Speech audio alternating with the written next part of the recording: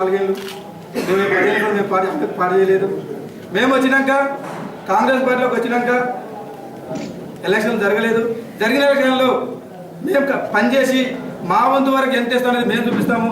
అదేవిధంగా 10 విలేజ్లో అందరూ ఈ గ్రూప్ తగాదా లేకుండా ఏకదాటిగా పనిచేస్తే ఖచ్చితంగా పెద్దలు గెలిచడానికి అవకాశం ఉంటుంది. ఇంత అక్క అన్నది సీటు తెచ్చుకున్న బాధ పెద్ద మంది అన్నారు. ఏదేమైనా భువనగిరి నియోజకవర్గ సీటు అన్నగారు తెచ్చుకుంటుండు. దానికి తోడ్పడి ఇప్పటికీ అందరం ఊళ్ళల్లో బూత్ కమిటీలకి కానీ అందరికీ ఖచ్చితంగా తెలంగాణ ఈరోజు సోనియా గాంధీ గారు ఇచ్చారు. మా తెలంగాణలో కాంగ్రెస్ పార్టీ మన నియోజకవర్గంలో బలపరచడానికి మనందరూ సైనికుల్లో పనిచేయాలని చెప్పి నేను అందరూ తెలియజేస్తున్నాను. ముఖ్యంగా సార్ మేము వేదికంగా ఒకటే చెప్తున్నాం మీకు మనవి, పోచంపల్లి మండలంలో బూత్ కమిటీలు వేయండి, గ్రామ కమిటీలు వేయండి, మీటింగ్ పెట్టండి. 2 నెలలకు ఒకసారి 3 నెలలకు ఒకసారి మీటింగ్ పెట్టండి. మీటింగ్ పెడితేనే కాంగ్రెస్ కార్యకర్తలు అందరికి ఉత్సాహం వస్తుంది.